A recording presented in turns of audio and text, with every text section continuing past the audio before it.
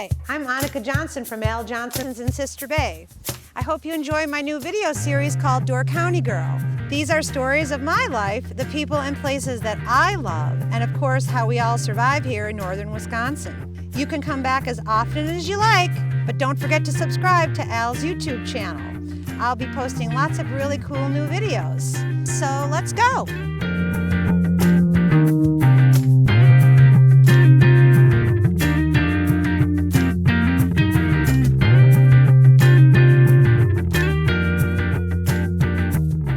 Hi everyone, welcome to another episode of Door County Girl. Today we are in Fish Creek at Love Letter with Laurel Janisse, and she's going to tell you all about her new little shop. And it is not a huge store, but it's got a lot of really good things in it. So I'm going to let Laurel take it away and give us a tour and tell us how it works, because a lot of people don't know the difference between a thrift store or a consignment store. So Laurel, nice that you could join us, because this is a really cute little spot. You guys did a great job on decorating. Thank you. Looks really nice in here. Thanks for doing this. Yeah, so how did you get started in this? Well, I love that you said like people don't know the difference between a thrift store and a consignment shop. Yeah, they just don't. Because I'll hear people walk by and they'll be like, oh, it's just a resale store. We don't need to go in there. Right. I'm like, but it's not. It's a not. resale store.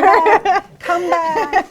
Let me tell you about it. It's not a thrift store. Or people will be like, wow, this is the nicest thrift store I've ever been to. You have to have a sign that says, thanks. This is not a thrift store, people. So, yeah, what can I say about that? Well, let's just say, how did you start? What made you want this place? Like, what were you doing before that all of a sudden you're like, I'm going to do this? It's been a long time coming, actually. Okay. I think it was like 12 years ago. I was living in Austin, Texas, and I wasn't working. My partner at the time, I had moved there for his job, and I needed something to pass the time. So I would go shopping, I'd go exploring, I'd walk around, and Austin has the best thrifting. That's what I hear. The best thrifting. And I want to go So there. I got really into thrifting. I always kind of liked thrifting because my mom got me into it, but I really loved thrifting. So I was like, I would go in thrift shops, and it was the best thrifting. And I'd meet people and talk to people, and I just would spend my days just walking around the city doing that. Anyway, I was at a thrift store one day, and this woman got to talking with her about something, and she's like, have you ever been to the Goodwill outlet? I was like, no, what's that? She's like, you gotta go to this Goodwill outlet place. I was like, okay, let's go. And so the next day I drove to this Goodwill outlet, and it is like a Walmart like size building. That big? Like a warehouse, and it's like all these carts just full of stuff. Oh my God, you have to dig? And I was like, what is this place? And everything was priced like 70 cents a pound. So like you could get clothes for like nothing. So I just like started to walk around, and this place was just like full of people just like digging, and like it was crazy. I'd never seen anything like it. So I started to like kind of just sift through some stuff, and I was like, oh my God, this is like really good stuff. Yeah. So I would go through stuff, and I would find like high-end, name brand, designer brand items. And so I'm like, okay, this is awesome. I filled up my cart, and I went up to pay, and it was like $10. I was like, what is this? Oh my God. I was addicted. I always bought clothes for Bo, and I'd go to Green Bay, and they had this little thrift store. It was the St. Vinnie de Paul thrift store. Yes. I don't think it was. It was right next to that Lindy Glass grocery store and University. It doesn't exist, but the store still does. So I'd go in there, and I get all Bo's clothes because they're gently used. And everything was 98 cents or $1.95. And every now and then I'd pick up a sweatshirt and go, $8, that's highway robbery. And I'm like, oh my God, I'm crazy. That's how you're, yeah, because everything's so cheap, and then all of a sudden you see something that's still cheap, but you think, everything else is 95 cents. Why is this 10? Yeah, no, I totally get that. What's wrong with me? 10 is still good. I totally get it. Yeah. So go on, yeah. Well, I started to accumulate stuff after that. So I was like, my partner at the time was like, you are crazy. You are a crazy hoarder person. So I had this really cool vintage camper at the time, and it was parked in our driveway. So I started just like putting the stuff in the camper. Like I was like a crazy hoarder, because I was like, I got to keep buying all this stuff. So then I was like, I should probably like resell some of this stuff. This is getting crazy. So I set up my camper and made like a little display and like got some clothing racks, and my neighbors would come shopping. in my driveway. Oh Yeah. my God, that's so cool. So I was like, oh, this is fun. So it was just like a fun, like, and I don't mean to be weird, passion but of was that mine. legal?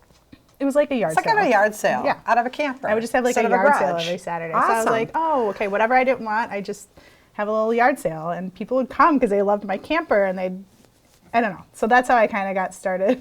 And then word of mouth, and everybody's like, oh, you gotta go to Laurel Camper. Yeah. And we lived in a really cool neighborhood in Austin, like kind of like an artsy area. So people just like loved walking over. That's so neat. So fast forward, when I moved back to Wisconsin, I just like lugged my camper full of crap up to Wisconsin. I was like, what am I going to do with all this stuff? Like, but it was such a fun hobby of mine that I just wanted to keep doing it. So I'd go to flea markets and have like a pop-up vintage clothing sale.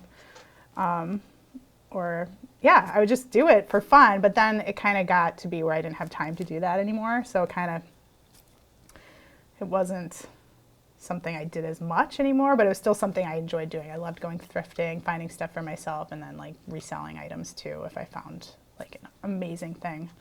So yeah, I started doing that, and then I was like, oh, I can sell stuff on eBay. I can sell stuff on Etsy or Poshmark. Yep. So I would do that just like for fun, not because it was like I needed to make money doing it, but just because it was fun for me. It was like Plus, a fun you're a thing. hoarder, so how can you hoard I'm a more hoarder. if you can't get rid of some, so you can get more money to buy more things? Exactly. It's like It was making like a everything go never-ending- around in a circle. Yeah, Never-ending I love cycle it. of thrifting and reselling, and I always like prided myself in like dressing in all secondhand clothing. Always, like I hate buying brand new clothing. I've always, since I was little, been into like environmental issues, which is not why I enjoy thrifting, but that's like Yes, it's shocking the when you see how much sustainability clothes. part Yes. of it was always very intriguing to me. So I love wearing secondhand clothing.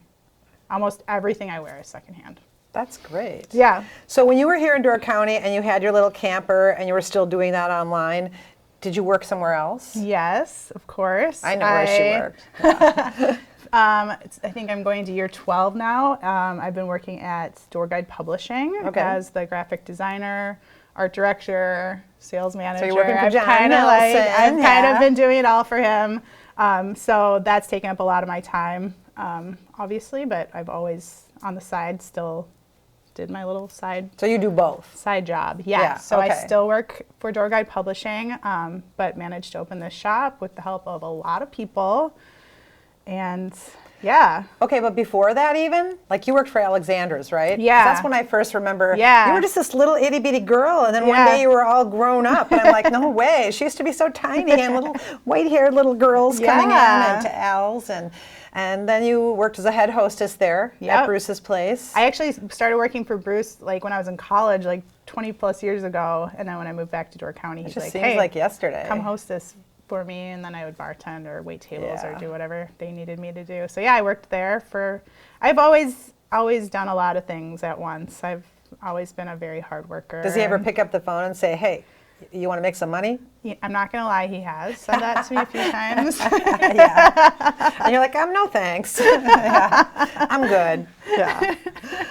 Okay, so then you had a lot of people helping you out with this place. Yep. Why this place? How come you picked this place? Like where I did it just wanted some place that I knew I could like have year round. I could be open year round, or at least have an office space year round. A lot of standalone shop buildings in Door County are like old buildings that are not winterized. Right. And there had been a few that popped up for sale, and I was like, well, what am I going to do in the winter? I can't have a shop in the winter then.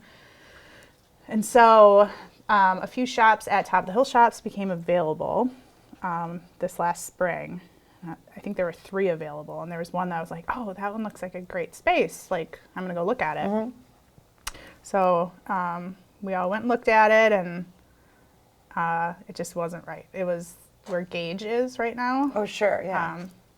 It was like all redone. The flooring was done. It was great, but there was no storage. There was no like alleyway access. It just wasn't right for what I needed. And so the realtor was like, well, why don't we look at this other place?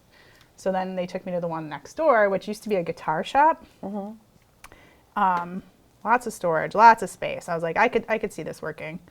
And but it was like around the corner, like Like hidden. the It was like location hidden. wasn't I'm like, good. Yeah. I just don't love the location. But this, I could see this working. I could see this working.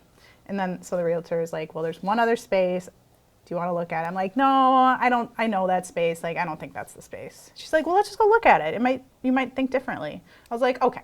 So she brought me in this space, and I was like, oh yeah, this might be the space. Isn't that funny? If she never would have shown you. I know. Yeah, So shout out to Maria at True North. good job. She's the one that talked me into coming and looking at the space. And right when I walked in, I was like, oh yeah, this is probably the right space.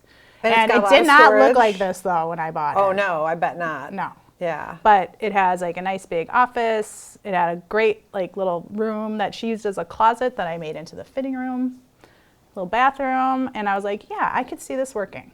I could definitely see this working. So yeah, thanks Maria. Okay, so then you came in here. Who helped you do most of this? Did your husband do a lot of the work? No. No. I hired a lot of contractors to do stuff. So I had someone do the flooring, the tile work. A lot of friends came, helped like hang the fixtures on the walls. Shout out to all of my friends, you know who you are, who helped me inventory everything. My mother, she is a saint. She helped me, she did everything in here. That's great. And my husband for the emotional support, because although he is very busy with his job, he definitely had a big hand in all of this. He's the one who convinced me to start a business. He's the one who told me to buy this shop, even when I told him that I didn't want to. And so shout out to all So the now people you are your own that business made owner. me open this shop.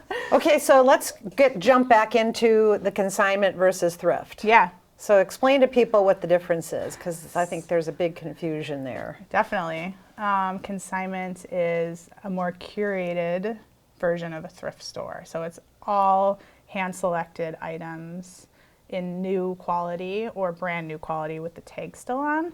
Whereas a thrift store is just stuff that people don't want anymore and they just dump off and they don't care. They know it's not worth anything. And a lot of times thrift stores have to get rid of things because they're full of holes or they're dirty or they're whatever. Yeah. But you get to pick and choose then what you feel like people are looking for, right? Because it's a little, you don't take a bunch of stuff that isn't higher quality. Right. Meaning, I don't want to come in here and find holy jeans if I don't want them. Yeah. So. And we only take, we only take like name brand things, whereas, I don't even take brands that like small boutiques carry because those are very obscure brands that you go to those boutiques to buy. You don't come to a consignment shop to buy those kind of brands. So like the name brands like Lululemon, J. Crew, things like that people know. That's what I was taking a walk through your store. You have UGG. You have some really neat boots. Yeah. Not my size, but I love them. So all you girls, there's some really neat UGG boots in here.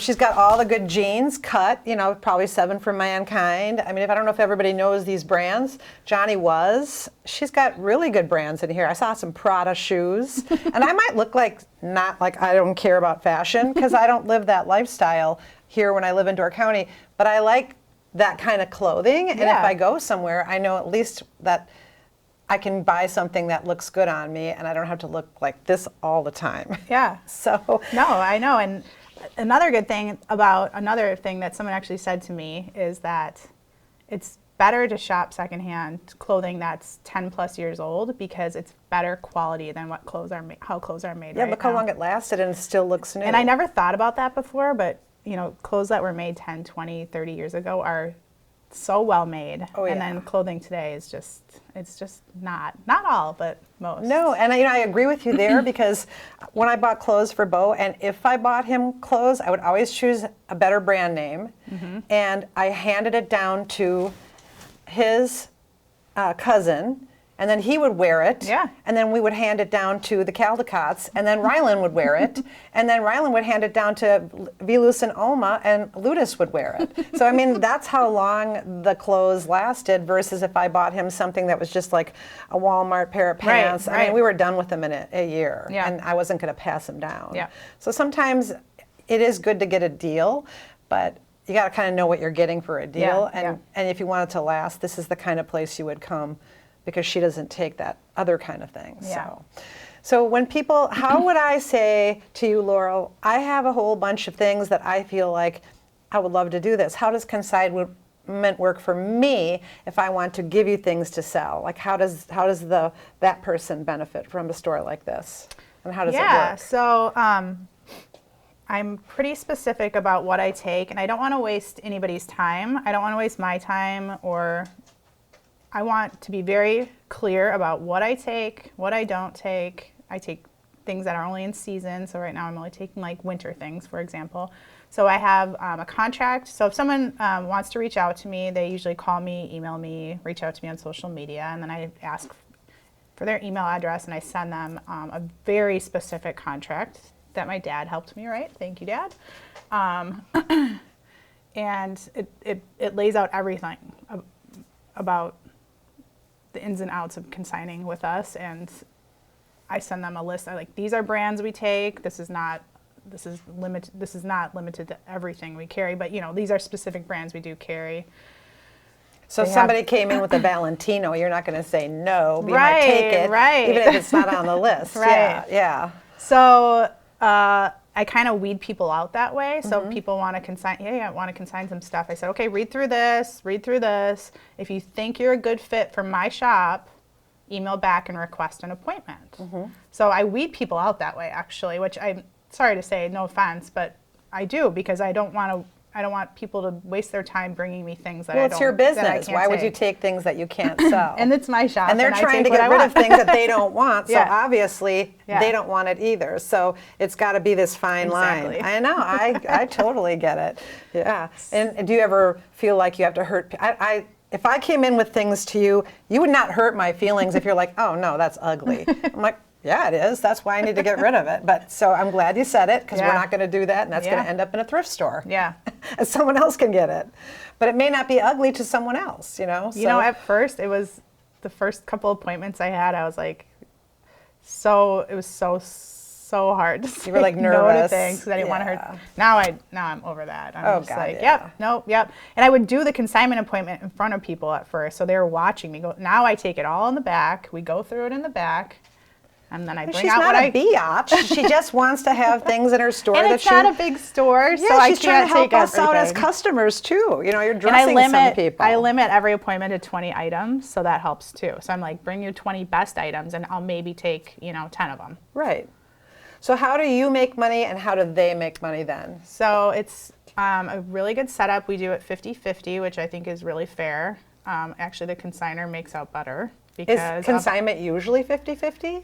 It can be sometimes 40-60, but 50-50 is the most common. With higher luxury items, like designer items that are hundreds or thousands of dollars, I do either a 60-40. If they're really expensive, I'll do like a 70-30 consignor favor, which is great because you can't really get that anywhere. Exactly. You re-sign stuff. Yeah. So I did that because I want people to want to consign their higher end stuff with me as well. That's great. And then you said that you have everything in here tagged and marked. And then how do you know whose clothes is whose? Like, how do you know that jacket is mine? So, for example, if you look at this jacket, it has a consignor number at the bottom of the barcode. So every consignor, when they start bringing me stuff, I make an account for them and they get assigned a consignor number through our software. I inventory everything and then print stickers for all their stuff. And so when people are shopping and they grab, they want a shirt, a jacket, a hat, whatever they want, they come and check out. It's 4 different consignor items. The software organizes it all for me. I don't have to do anything. Oh, so you can just plug everything into the register and it separates it out, keeps a nice log of everybody's. And then how do they get paid? By the end of the month or when it sells? Or so by the I do a 90-day consignment period. I keep things full price for 60 days and then half off for 30 days. Okay. So if things haven't sold, to get them moving, I mark them half off. So that keeps our inventory moving too. So we get new stuff all the time. What happens if you don't sell something? Do they get it back? Yeah. So when they do the consignment appointment on their contract, I have at the bottom it says I want my items back. Like check this box. And I would say half the people say yeah I want my stuff back, and the other half I say I donate everything. So I take a big Well, box of stuff that was my to next Bargains question, because Unlimited every you don't week. have a lot of storage, so you can't keep holding on to things Yeah. if that's all your, so you So donate. so every week I take a garbage bag or a box full of really great stuff up to Bargains Unlimited, because I don't have the space for it. Sure. I have more stuff I need to bring out, and I want to keep the inventory fresh and new, because I have customers, already I have regular customers that come in, every week, and they want to see the new Because stuff. everything's changing. Yeah. So consigners can get, I'd say I can give out one payment per month, just so people aren't coming in, like if they have 10. So I should back up and say every consigner has access to their inventory through an app on their phone, which is really cool. So they can log into their app and see their inventory. Who's out there? Lucy's a guard dog. It's a stroller. He's out there. There's a He's stroller. out there.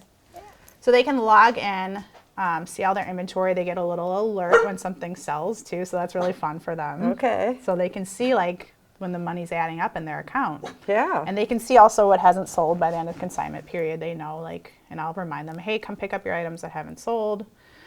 So I can, all they have to do is come in, I give them a check if they have money in their account, or some people wait till the end of their consignment period. Gosh, I learned a lot. That's really interesting. Some And people then like there's- to, I have one consigner that she's been consigning with me since the beginning, and she's probably has like $1,700 in her account. Oh, wow. Of stuff I've sold of hers. So she just lets And it she's sit like, there. she's like, and- just keep it. She's like, when it gets to a certain amount, I'll come. It's do a like her check. little kitty that she made. Yeah, it's like a I little might have to- savings account. Exactly. That's my secret stash no one knows about. Yeah. That's my next year's Christmas Yeah, stuff. Yeah. yeah. So, and it's funny when you say you donate some to Scan. Someone at Scan's resale shop, they're like you when you were in the St. Vinnie de Paul store. Yeah. You came in and you're like, oh my God, I can't believe I got this beautiful Chanel jacket for only $30. Yep. Because I see it when I'm at work, people will come in and tell me that you wouldn't believe I just got at the thrift at Scan. Oh, yeah. I got this really awesome like Nordica jacket for like $20. Yeah. They So have it's- great stuff up there. Yeah. So It's a definitely a hidden and again, gem. it's always changing there too. So, Absolutely. Yeah. My mom actually volunteers up there, so she's always like, oh, you won't believe what I saw come in today. She is always telling me about the stuff they get there. So they get good stuff. I get a lot of furniture there when I need something like a Oh, big yeah. piece. Yeah. Yeah. Well, anyway, why don't you give me a little tour of Okay. like when you come in the store, if I came in the store and I was one of your new shoppers, what do Mm-hmm. you tell me? That we have, I kind of just explain that everything's organized by regular price and sale price items. So once something gets marked down, it gets moved to the sale section. And those get rated pretty quickly. I So bet, you can yeah. see if you want to walk over here. Okay, so this I'll is show the you, sale like, here's section? the pants, for example. Okay. So these are pants and long skirts, and then these are all the sale ones right here. So I Okay. have little Okay. signs to kind of, and then I'll have, like, it'll have the half off price, like, written on there. Got it. Yep. So the sale sections get rated pretty quickly. Okay. But all the sections are really well organized. So regular skirts, sale skirts. I do have new items as well. I have like these little like bralette undergarment things that are all brand new. I have like all the hats I have, jewelry is almost all brand new. I order from like small, like women-owned companies. Sure. Yeah. So Yeah, I noticed you have a lot of cute little earrings and things. you know, Yeah. and little necklaces and hair things. And I just Yeah. pick out items that I like, but I also am learning what other people like too. I realize that my style isn't everybody's style, but I'm definitely learning what sells and what doesn't sell. So I'm getting really good at consignment appointments where when people bring stuff in, I know right away what's going to sell and what's not going to sell. Okay, so now I'm going to walk in the store and I am your regular customer. Mm-hmm. So I walk in and I come in here all the time and you're going to say, oh my God, what are you telling me then? I'll be like, most of my regulars follow me on social media. So what we do every day is we take pictures of new items that come in and we share it to the story section. If you're familiar with social media, there's a story section at the top that you can look through really quick. Like on Facebook, she has a story section, yeah. So we put the what the item is, the price, the size, and people will claim stuff through that. They're like, hold that for me, hold that for me. Or so they just private message you and say, oh my God, I saw that red jacket, I want like it. I have 3 girls coming in, I think today I'm holding stuff for them that we posted That's to the nice that they stories. can do that. Yeah. So, or I have a regular that comes in every week, I would say, and she follows me, so she knows the new stuff, and she beelines to the new stuff that comes in. Okay. And yeah. That's great. Yeah. Now, how do you feel about this store now that you're in it? And were you nervous in the beginning? Yes. And how do you feel about it now? I was like, no one's going How to come do you feel like in here. the beginning? Did you feel like this is going to be good? I feel good about this. This is going to make it. Did you have doubts? And then now, how do you feel now? I definitely had doubts. I was so scared. I was terrified because I literally sold an income property that I had that I was renting on Airbnb to buy this shop. Right, because we live in an area that's only busy from the end of May till the end of October, and then all winter. What do you do? Yeah.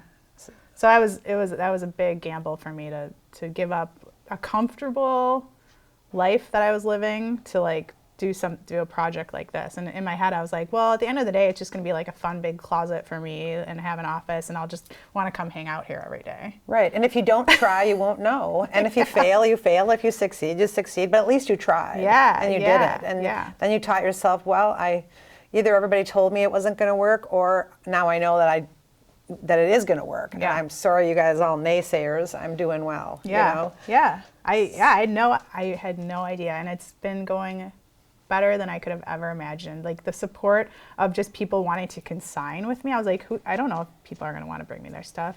I keep turning people away because I don't have enough room. I don't have enough. I just don't have enough storage space. You may have to open up another store somewhere. I've thought about that. Okay, so you're open 10 to 5, and weekends only in the winter, and then in the summer it's 10 to 5. Yes, daily in summer. We'll probably start summer hours in May or June. Winter is, just weekends for now until we kind of figure out, since this is our first winter, we don't know. But, okay. And the other thing is too, if I want to buy something, but it's Friday and you're not open, can I reach out to you and say, hey, look, I want those 3 things? Yep. I can ship. I can meet people at the store. I live 5 minutes from here, so it's very easy for me to do that. Well, thanks for joining us today, Lauren, Laurel, this is really awesome. I love your store. It's cute in here. There's a lot of good things. You can still dig like you're in a thrift store, but remember, it is a consignment shop. Bye, everyone. Thank you for joining us for another episode of Door County Girl. Please come out and check out Love Letter. It's in Fish Creek. And don't forget to like and subscribe at the bottom of the page. And you can meet more cool people like Laurel and what they're doing up here in the winter and in the summer. Bye. Thanks. Thanks for watching Door County Girl. Don't forget to subscribe, and we will see you next time.